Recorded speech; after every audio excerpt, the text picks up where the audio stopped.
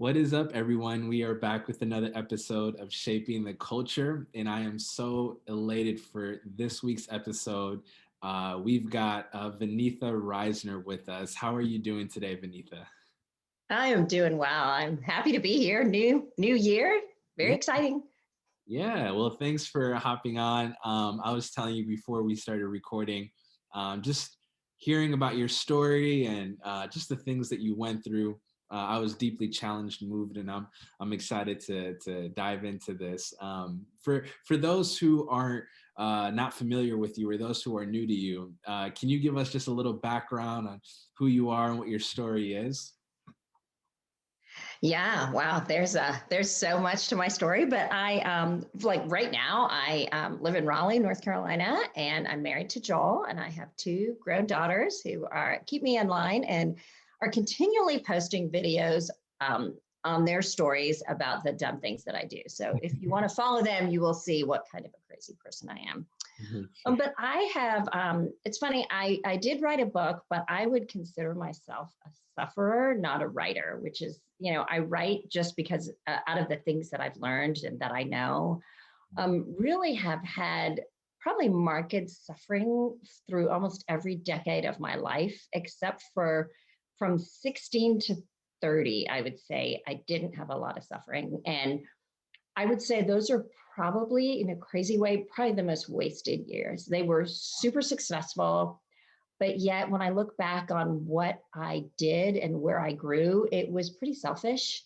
And the times when life was really hard, even though I was angry and frustrated and scared, I look back and I think, wow, God did something really remarkable in those years. So Yeah. that's probably a good way to describe kind of my suffering, or I can, just jump into all the different decades of suffering, whatever you want me to do is great. For sure, yeah. So for those who may know, what happened before 16 and what happened after 30, and then yeah, we'll just go into it from there. But yeah, for those who may not know, what are some of the things that you've had to endure? Okay. Well, I was born in India to Christian parents. And when I was 3 months old, I got polio. And polio had been pretty much eradicated by then. So the doctors had no idea that I had it. And I had a 105-degree fever for a 3 month old. That causes brain damage often. So they gave me cortisone to lower my body's fever. They thought I had typhoid, but it lowers your immune system. So within 24 hours, I was completely paralyzed. Wow. And the doctors said, oh my gosh, she didn't have typhoid, she has polio. But by then, there was nothing they could do. So the doctors told my parents they needed to leave India, really for two reasons. One, because they don't have very good medical care there, or they didn't then, Hmm. as well as the fact that they said they in India, there's quite a stigma with disability. They think it's a curse from something that you've done. And so there are no services available. I mean, there's no handicapped ramps. You basically live in your house. Wow. Yeah. And so they told my parents if they really wanted anything for me, that they would need to leave India. So they did. And my dad, who was an electrical engineer and a professor, took a job installing telephones actually in London just so we could leave quickly.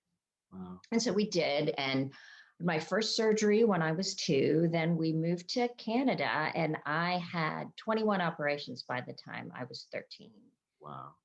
And that was really hard, mostly because I lived in the hospital. Actually, we were at a free hospital in Canada, and they required that people not even see their families except on weekends. So I lived on a ward with 14 girls, Yeah. and we were alone most of the time with nurses that were pretty hard. I talk about that a little bit in the book. Like they were just, this was a job for a lot of them. And so there was a lot of sort of trauma for me on whoever was really nice to the nurses got what they wanted.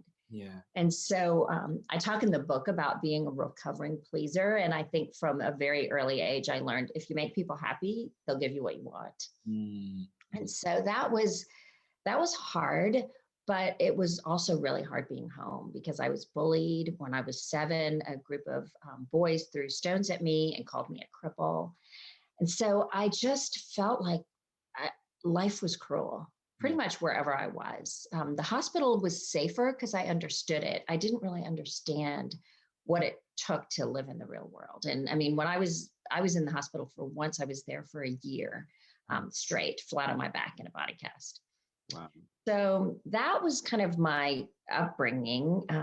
When I was really young, I didn't know any different. So I wasn't really mad, but really by the time I was 10, 9 or 10, I was angry. I was mad at God. I was mad at everyone because life had not turned out the way everybody else's life was. And I think I thought everybody's life looked perfect. I mean, my idea of other people's lives was what I saw on TV. And I thought my life just stinks, not a Christian at all. But all the cute guys in my high school went to FCA. So that's where I wanted to be. I wanted to fellowship with the athletes. I wasn't an athlete. And so a friend of mine and I would sit in the back and we would talk about boys. And then one day she came back, she went on a retreat and she said, God is real. And I will never forget that day. I remember thinking, oh no, she's going to talk about God. I can't handle that. And she did. She talked about God all the time. And then one day I just went home and I just said, God, if you're real, show me. Now, I did not think God was real. And I felt like if he was real, he was cruel, that there was no point to what had happened to me. And I remember saying that at night. The next morning, nothing happened. And I was like, yeah, God's not real. But I had a Bible that I had gotten from being confirmed at church, which is kind of crazy because I wasn't a Christian, but I was confirmed because that's what all the kids did. So confirmed at church and opened the Bible. And I basically just kind of flipped around and I said, God, like, if you're real, just show me something. And I remember flipping over into Leviticus and thinking, yeah, this is what I think of the Bible. Like, it doesn't make any sense to me. But I asked God, like, why? Why did this happen? And I flipped open to John 9, this passage where Jesus is talking to his disciples and they see a man who was blind from birth. And the disciples asked Jesus, who sinned, this man or his parents, that he was born blind? And that was a question for me. Like, who had done something that I would get this polio?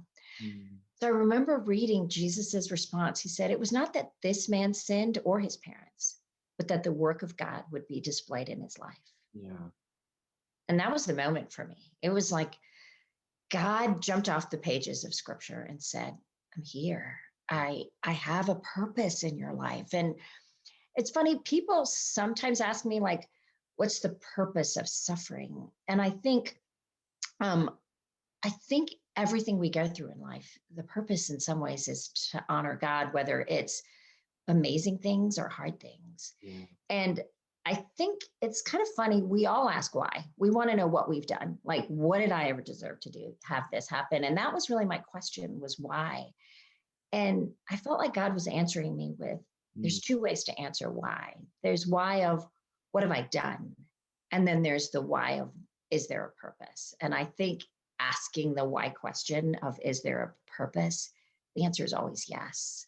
You know, just in a sidebar, I always choose a phrase or a word for the year. And this year, my phrase is, God is using this. And I think just for different things that have been hard in my own life recently, I feel like God keeps bringing me back to this. Like, I'm using this. Like, you may not see it. You may not see it in this lifetime, but trust me, one day you will. I'm using this. And I think that's the purpose question and the why question that I think answers all our other why questions. So.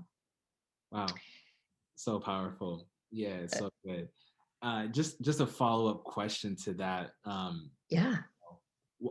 If somebody's watching this and they're struggling, or maybe they're going through things that are really difficult, maybe they didn't have a great start to the year, or maybe just, 2020, everybody, I feel like collectively we had a hard year. And for those who are struggling and those that, don't want God to use this. They would rather have God do it a different way. Because it's hard to reconcile that God is using this for a greater purpose. And it's one thing if you signed up for it. It's another thing if you didn't sign up for it. And oftentimes God, doesn't let us choose how he wants to glorify himself through our lives. So what would be your encouragement to someone who says, man, I don't want him to use this, or I don't want it to be done this way? Well, a friend of mine once told me, we all say to God, this isn't the ticket I bought. we think we bought a ticket, we are going somewhere amazing. Yeah. And somehow we get on the train and it's like, this is not the ticket I bought. And I think all of us feel that way about 2020. We didn't buy into that year. Yeah. And yet I would say God does his deepest work in the things that we didn't buy the ticket for. Mm-hmm. Like those are the places we go kicking and screaming. And, as I mentioned at the beginning, I mean, I think most people would want to I would love to relive the 16 to 30 in terms of everything I ever wanted.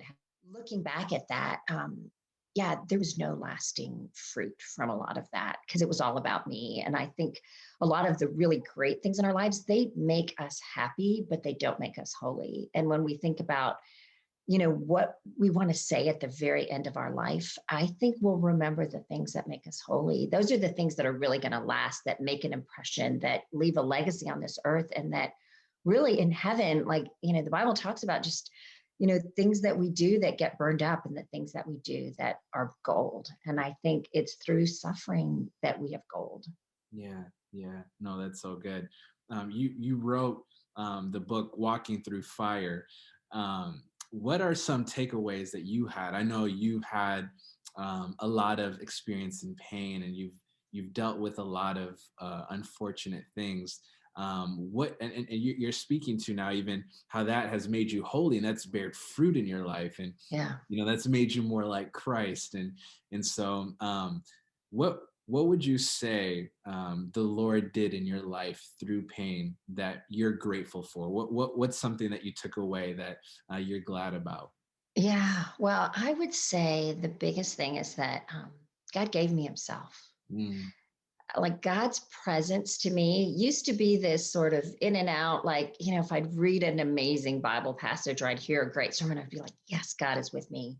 mm, But then I would float through my days, honestly, like not feeling like God was with me. And the reality that God never leaves us, for every yeah, hard thing I went through, really became my life. And I mean, Jesus is with me, and that's the hill I would die on. I mean, I would stake my life on it. Whereas I would say 20 years ago, 25 years ago, I probably would say, yes, I know that, but do I experience it? Does that give me joy? I would say probably not as much. Psalm 16 says, in your presence is fullness of joy. And I think that's how we have joy in suffering. People talk about, how do you even have joy in suffering? It seems impossible. mm, And I think it is because of that statement, in your presence is fullness of joy. And the more I've suffered, the closer I have walked with Jesus. And so that's what I would say has been my takeaway. And so I would say at the end of the day, what God gave me in suffering is more than he ever took away. And just for people who don't know any of my story, just in a thumbnail, yeah, I lost my son. A doctor made a mistake in his medication and he died a few days later. And that was just crushingly hard. And but this, I don't know if you're familiar with Natalie Grant's song Held, but yeah. that was written about my son Paul, and it starts off, he died at 2 months old. 2 months is too little, but they let him go. Mm, And God really used that song to just show me that he can bring healing through a lot of different things. yeah, But I also have post polio, so I eventually. And so I mentioned at the very beginning that I was a quadriplegic when I first got polio. But what happens post polio is this: what happens with polio is your body initially has this huge hit, but then your muscles start to regenerate a little bit. And I've had, so many operations, 21 operations. And so I was able to do all kinds of things. But with post polio, all the regeneration and all the progress you make through exercise just unwinds. And so eventually I most likely will be a quadriplegic again. And I see that, and I use a wheelchair now. I walked normally for a bunch of years. I can't I can't use my arms very well at all. And so I see that going backwards. And that was a really, really hard diagnosis. And just realizing that's kind of my future mm, has been hard, but God has given me grace every day. And then my ex-husband left me for someone else as I was just processing that diagnosis. And so I was raising two adolescent daughters who were super angry, and I was angry. Mm. And we struggled through that together. And my daughters were 10 and 13 at the time, and life fell apart. Mm. And I remember screaming in my bed, like, God, why do you hate me? Wow. Because I felt like God hated me. Yeah. And yet God met me even in that, even in my frustration and my fear. And that's why, I entitled the book Walking Through Fire, because it's like the flames will not consume you. And that's, I think, what we see through the Bible, like with Shadrach, Meshach, and Abednego. You're thrown into the fire, Yeah. and it's never what you want. As we just talked about, this isn't the ticket we bought. This is not the year we want. Nobody wants to be thrown into the fire. Yeah. And yet when you're in it, you find God is walking with you. Yeah. Like he's there. Yeah. And it's not going to burn you. Yeah. That's so good. You mentioned in your story, the doctor's making a mistake with you and even your son, and then Yeah. your ex-husband walking out on you. How did you overcome bitterness, if you did even feel bitterness? Or I know you spoke to anger, but how Yeah. did the Lord chisel you in that? How did the Lord, keep your heart from staying angry or bitter? Because it's very easy, man. I'm just thinking, if something like that happens to me, I don't know if I could, recover, or I don't know how I'd feel, and it wasn't just a one-time thing. It just feels like back to back, over and over again. It's almost like, God, what lesson here are you trying to teach me? What did Yeah. I deserve this? But speak to that a little bit, maybe the anger you felt, the bitterness you felt. Like, what was that process like with the Lord healing you from that and getting you out of that? Yeah. Well, I would say that I did struggle with bitterness. I think it's really easy. And I would say I struggle with it now over super minor things, because I think it's so easy to think of a slight somebody's given you, or, they don't invite you to something, and you just kind of roll it over in your head and you think, I don't deserve that. Yeah. But what it does is it just pours poison into us. And so I realized, I read a book after Paul died, and the woman talks about keep the wound clean. Like you already have a wound from whatever suffering has happened. But if you pour unforgiveness and bitterness into it, it's going to fester and it's going to be bigger than the wound, and that's what happens, when we have a cut. If we poured something really bad into it, it would become so much worse than the cut was, because it takes over our body. Mm. Yeah. And when I read that, I remember saying, God, help me. Mm. And God has really done a work in me of just understanding what forgiveness is. And it's not just big things. I mean, I struggled with my in-laws, who are my ex-in-laws, I guess, but I love them and we're really close now. But we had a lot of problems, and a lot of them were me. But I would just take any little offense and roll it over in my mind. And I felt like God really, really convicted me that that was sin and I needed to let it go. And so it went from probably a small thing that I would think a lot of people listening to this or watching this kind of have people in their life that have hurt them, whether it be in-laws or friends. And it's the same process. It's the same thing of saying, okay, I'm going to let this go, and asking God to do it, because we can't do it on our own. And for me, it was begging God every day, like after my ex-husband left, just saying, don't let me be better. Because I think that's the thing, is sometimes we meet people and they want to tell you all of the horrible things that have happened to them, and bitterness is just kind of on their face. And I just didn't want that. So honestly, I begged God. I just said, please help me not do this. And and I actually write a lot about this topic in the book, because I think forgiveness is the most life-changing thing I've ever done. I Mm. would say God has set me free Wow. through forgiving. And I think it is the most beautiful, amazing thing that Christ's power flows through us when we do that. I think about, this is kind of something I'd been pondering, but just the analogy, Jesus says, you are the vine.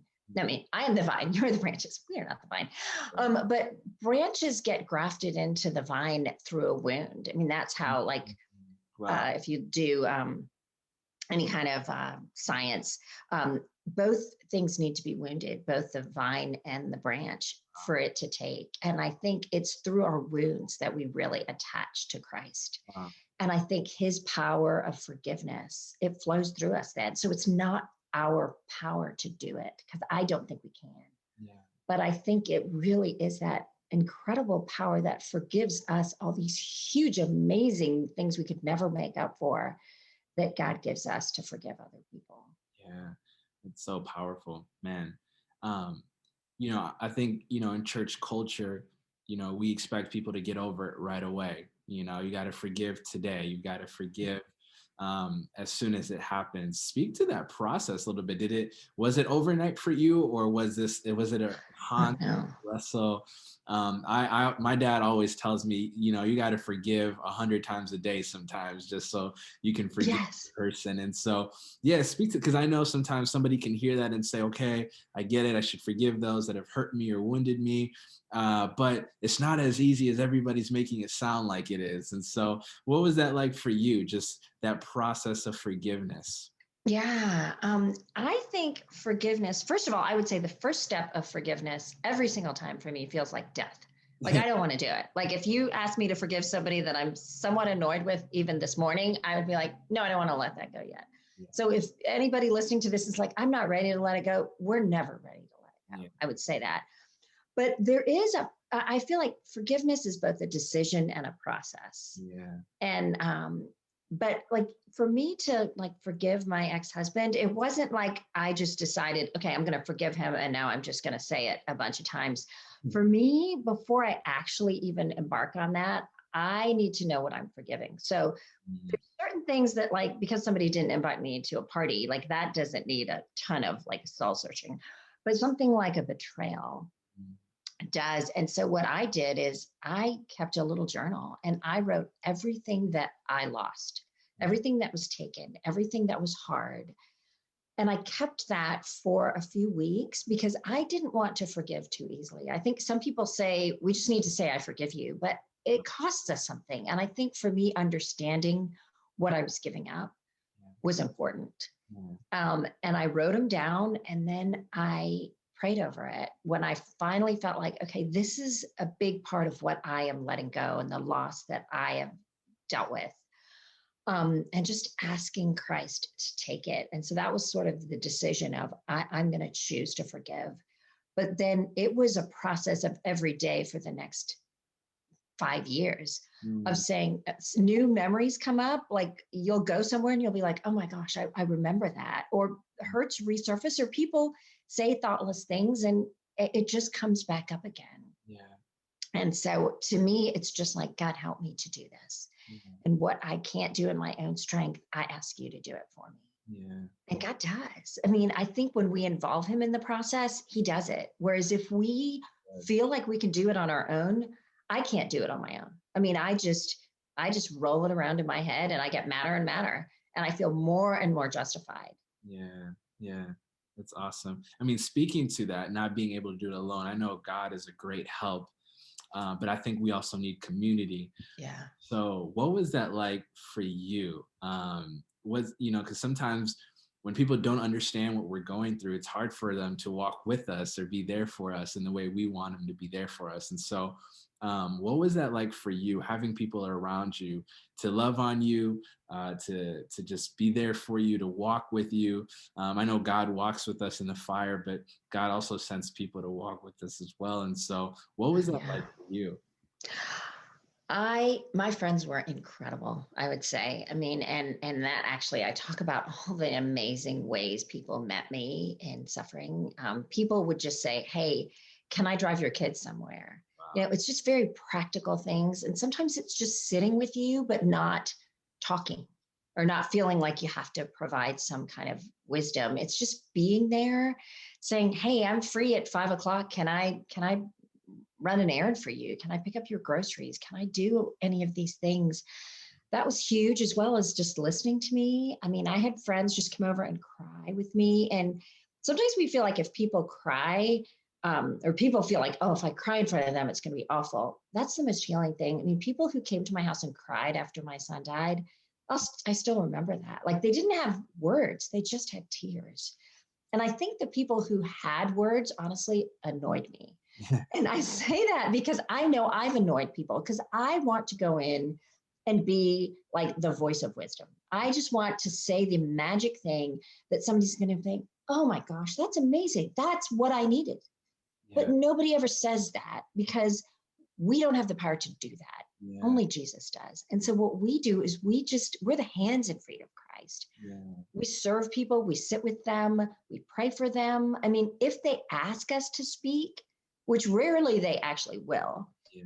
but most of the time, just listen, just be there with Yeah. Yeah. That's phenomenal.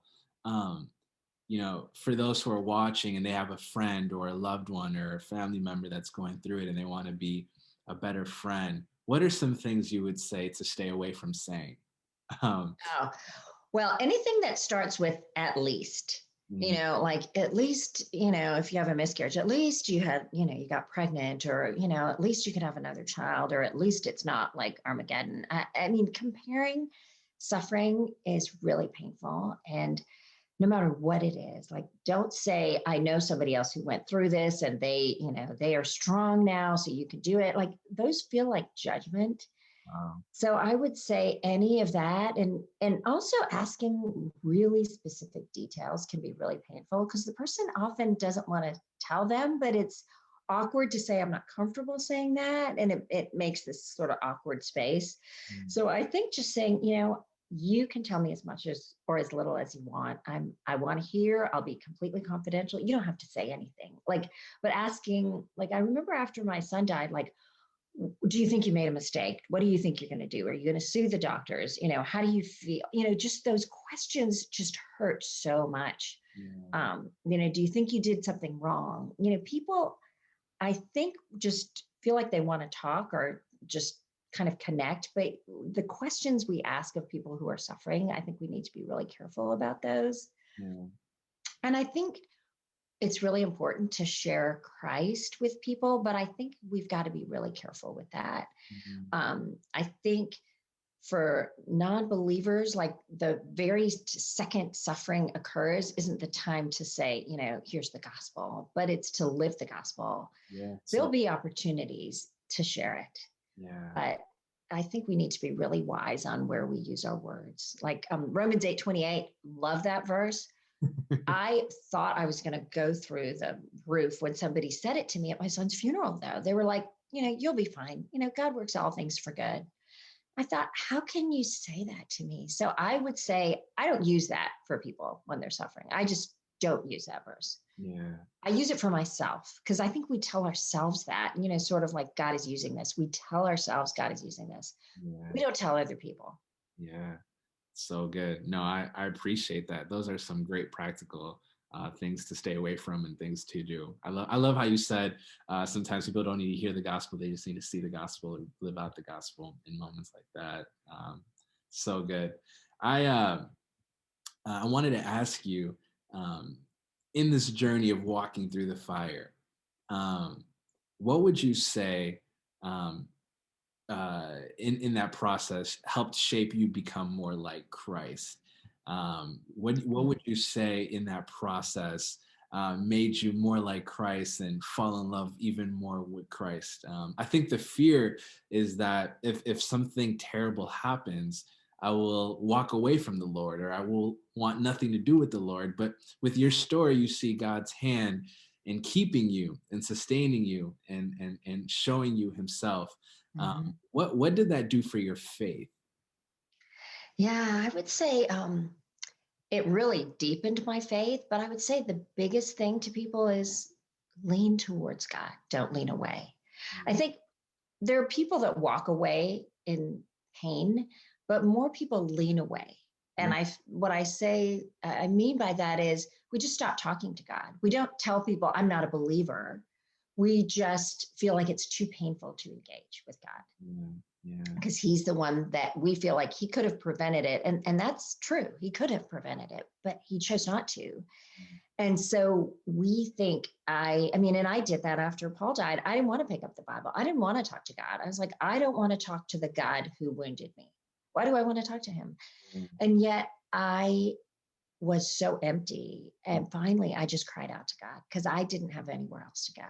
And God really met me in an incredibly spectacular way. If I had to pick the one moment in my life where God was the most present and was probably the most joyful moment of my life, was after my son died, when I had pulled away from God and God met me in my car.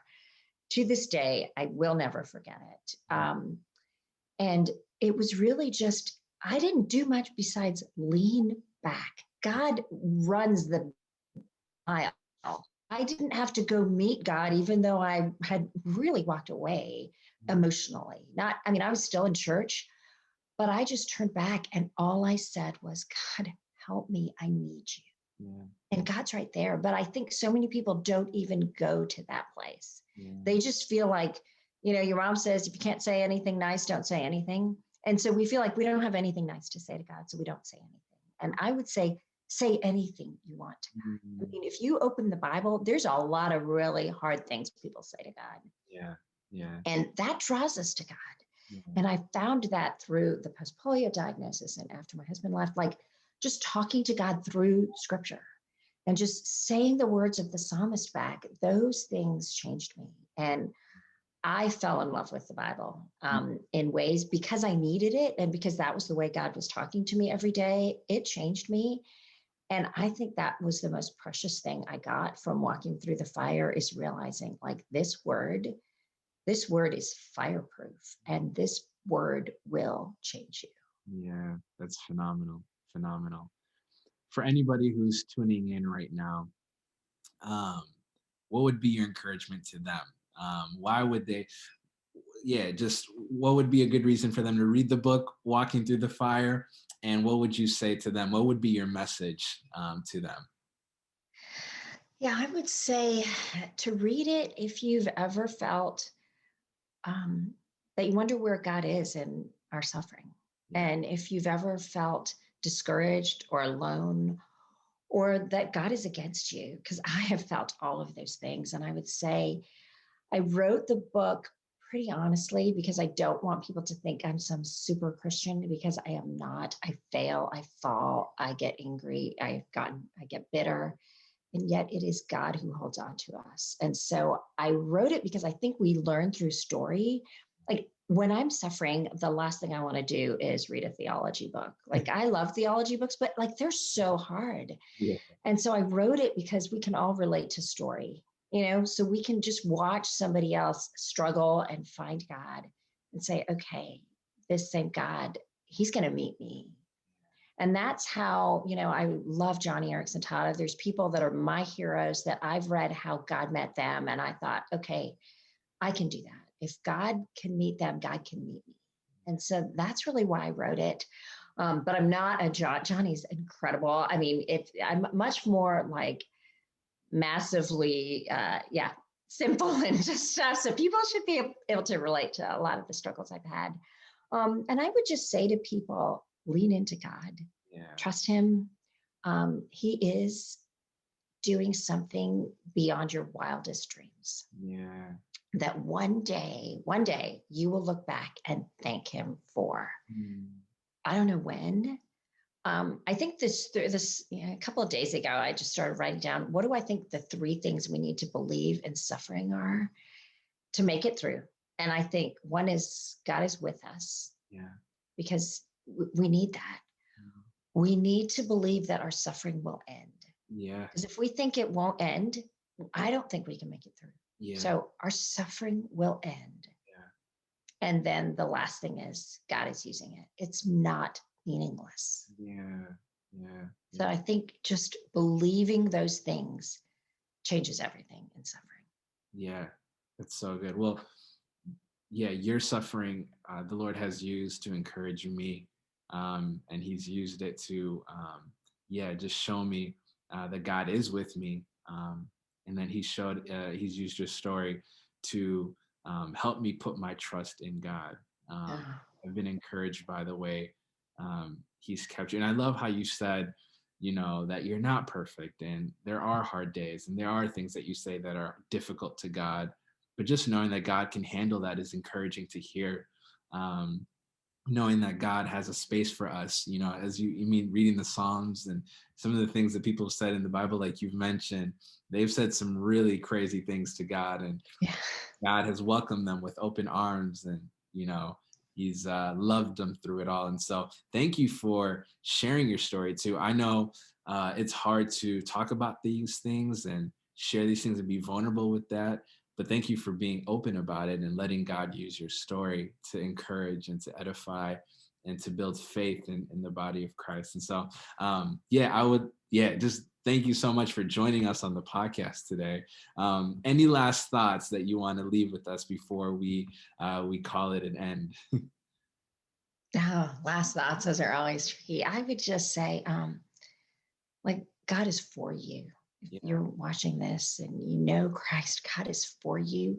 He will not let you go. yeah, So hang on to that and know that He loves you extravagantly. yeah, Um, and He'll walk you through this, whatever it is, whatever fire you're in, God will walk you through. yeah. Amen. Amen. Well, thank you once again for joining us on Shaping the Culture podcast. I know this conversation has stirred my soul and edified me and did my soul well. I hope this blessed you guys. Make sure to read the book, Walking Through Fire, Vaneetha Risner. And until next time, family, peace and grace.